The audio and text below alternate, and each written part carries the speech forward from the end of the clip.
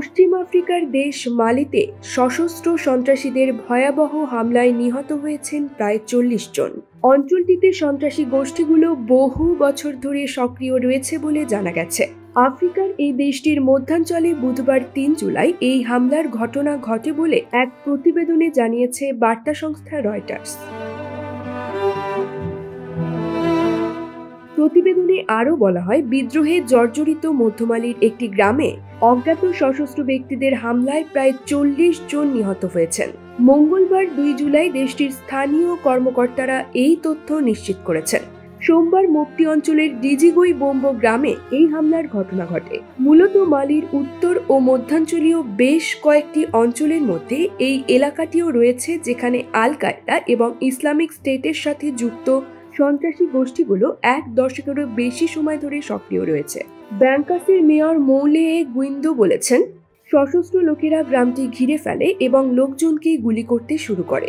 অত্যন্ত গুরুতর আক্রমণ হয়েছে, যদিও তিনি মৃতের সংখ্যা নির্দিষ্ট করে বলতে সক্ষম হননি। তবে দুই স্থানীয় কর্মকর্তা নাম প্রকাশ না করার শর্তে বলেছেন, হামলায় প্রায় ৪০ জন নিহত হয়েছেন।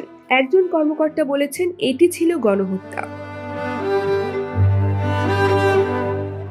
হামলার আগে সন্ত্রাসীরা গ্রামটি ঘিরে ফেলে। সেখানে একটি বিয়ের অনুষ্ঠান হচ্ছিল। হামলার ঘটনায় সেখানে আতঙ্ক ছড়িয়ে পড়ে। কিছু লোক পালিয়ে যেতেও সক্ষম হয়, কিন্তু অনেককে হত্যা করা হয়েছে। নিহতদের বেশিরভাগই পুরুষ।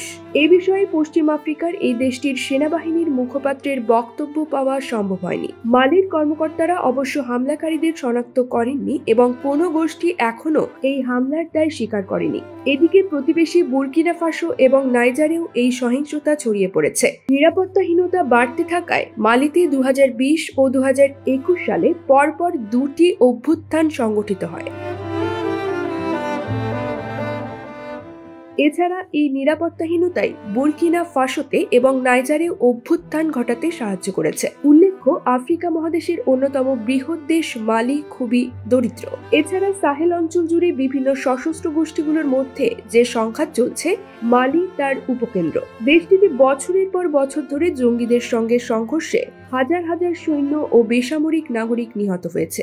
এসব ঘটনায় প্রায় ২০ লাখ মানুষ বাস্তুচ্যুত হয়েছেন। News desk, UKBD Times.